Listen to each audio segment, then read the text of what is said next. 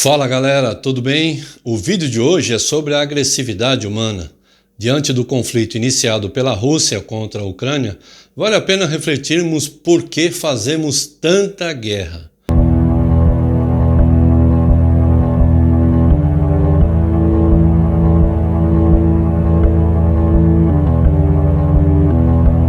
O primeiro registro de guerra que se tem na história data de 2552 a.C., entre duas cidades no estado da então Suméria, que hoje corresponde ao sudeste do Iraque, motivada por domínio econômico, territorial e político.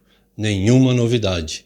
Aliás, os motivos para as guerras são os mais variados. Em 1651, a Holanda iniciou uma guerra pelo domínio das ilhas Scilly, a 45 quilômetros da costa inglesa, que durou 335 anos sem um tiro sequer, se tornando o conflito mais longo da história. As ilhas continuam do Reino Unido, mas sua bandeira ostenta as cores holandesas. Em 1883, uma cidade espanhola de 300 habitantes declarou guerra à França devido aos maus tratos contra o rei espanhol em visita a Paris. O acordo de paz só foi assinado 100 anos depois, com a viagem a Paris do rei Juan Carlos, que foi muito bem tratado dessa vez. Em 1925, os gregos iniciaram uma guerra contra os búlgaros, após um cidadão grego ser baleado ao cruzar a fronteira sem autorização, perseguindo seu cão em fuga.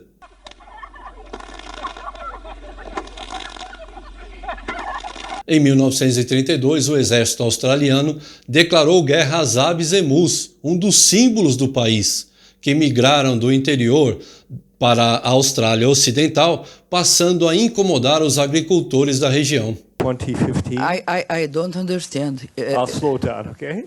Em 1965, Honduras declarou guerra a El Salvador após perder um jogo pelas eliminatórias da Copa de 70 pelo placar de 3-2. Os hondurenhos perderam na bola e na bala, com mais de 6 mil civis mortos. Não sei se você sabia, mas existem mais de 35 conflitos em andamento no mundo, pelos mais diversos motivos.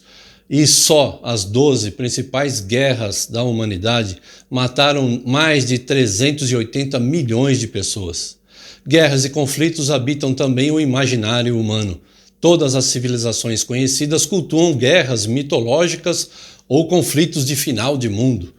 Gregos, romanos, judeus, nórdicos, celtas, hindus, árabes e persas. Muda só o uniforme e o placar da partida. Existem pelo menos 10 teorias sobre a origem da guerra. Entre as mais populares temos questões genéticas aprimoradas de seres violentos e bélicos que nos antecederam e venceram suas guerras por privilégios, como resultado inevitável de uma população em expansão com recursos escassos, como um instinto de luta pela sobrevivência da espécie e, por fim, como um comportamento aprendido decorrente de nossa própria organização social. Será? Pelo menos uma palavra une todas essas teorias em um único conjunto: a agressividade. Não fica dúvida de que, seja do tamanho ou pelo motivo que for, o nível de agressividade é o estupim de tudo. O Tribunal de Nuremberg e de Tóquio julgaram líderes alemães e japoneses, entre outras coisas, por atos de agressões intoleráveis durante o conflito. E algum ato de agressividade é tolerável? Leis civis e penais da maioria dos países limitam a tolerância à agressividade para casos bem explicados, porém, ainda assim pouco justificáveis. A verdade é que, apesar disso, a agressividade sobrevive com requintes de crueldade e com os mais sofisticados disfarces de justiça.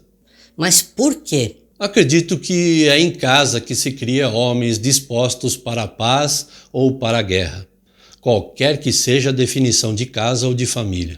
Freud acreditava que o ser humano nasce narcísico por necessidade de sobrevivência e depois se mantém narcísico o suficiente para satisfazer seus desejos. Acontece que esse aprendizado de limites se faz numa relação de punição e gratificação, que, na opinião de Freud, estrutura a personalidade do indivíduo, dependendo de como ele vai reagir ao desafio de realizar seus desejos e a qualidade das respostas que vai escolher até o fim da vida. Tá, mas e qual a relação da personalidade com a agressividade?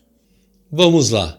De maneira geral, o neurótico é aquele que se adaptou às regras, recalcando sua satisfação de prazer em troca da boa convivência. Pode ter pensamentos obsessivos e comportamentos compulsivos que geram agressividade, mas, na maior parte, contra si próprio, na tentativa repetitiva de se ajustar ainda mais.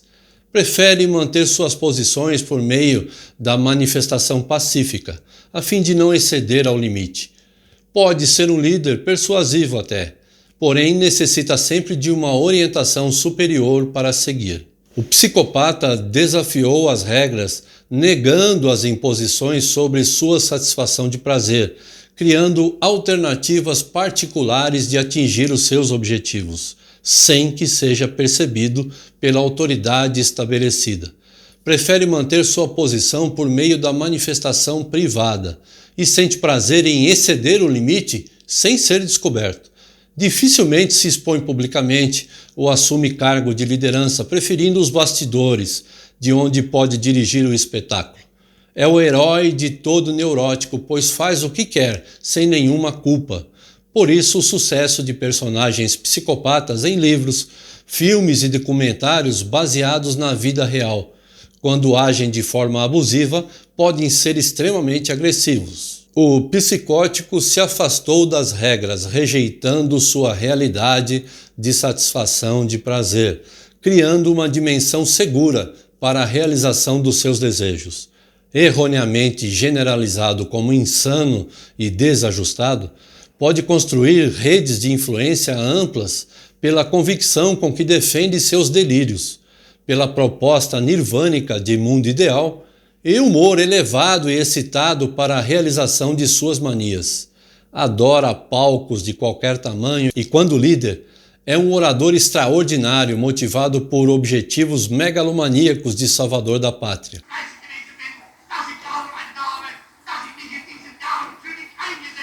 Prefere dominar os ambientes, mantendo pequenas células de sobrevivência, formada por uma comitiva de confiança que apoia e aplaude suas conquistas, aliviando a culpa que assola sua existência nos momentos de fracasso. Para essas pessoas, acordos, tratados, normas e regras não têm qualquer valor. É o perfil dos tiranos, ditadores e personagens mais agressivos da humanidade. Invariavelmente possuem um tutor psicopático que orienta suas ações mais cruéis.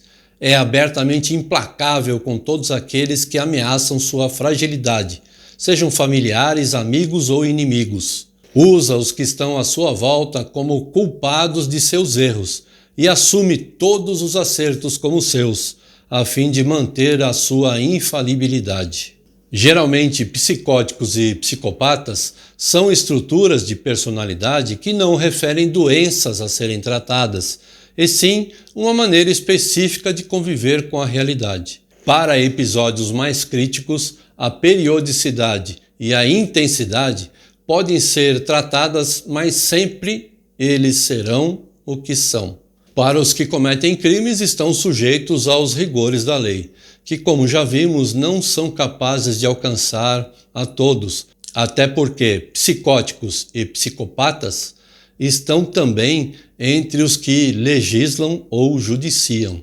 O fato é que, de Mussolini a Putin, passando por Hitler e Stalin, todos foram criados por outros seres humanos, genitores ou tutores. Foram punidos e gratificados por suas necessidades de sobreviver e escolheram respostas para os desafios de satisfazer suas necessidades de prazer. Recentemente, um filme chamado Munique no Limite da Guerra abordou as possibilidades que o mundo político teve de deter Hitler antes de iniciar suas agressividades. A psicanálise nos chama a atenção para as possibilidades de deter um possível Hitler antes dele ser formado. E não é uma questão de quem tem a culpa, mas de quem tem a responsabilidade de criar um ambiente de amor em que um ser humano possa se desenvolver sem a necessidade de fugir da realidade ou desafiar regras abomináveis disfarçadas de boa educação. Freud, em sua obra sobre o narcisismo de 1914, disse algo parecido com: em última análise, precisamos amar para não adoecer. Façamos isso desde sempre e teremos menos psicóticos e psicopatas no poder. Se você gostou desse vídeo, dá um like e se inscreva em nosso canal para receber novos conteúdos semanais. Deixe seus comentários e sugestões de temas para abordarmos. Um abraço e até o próximo vídeo.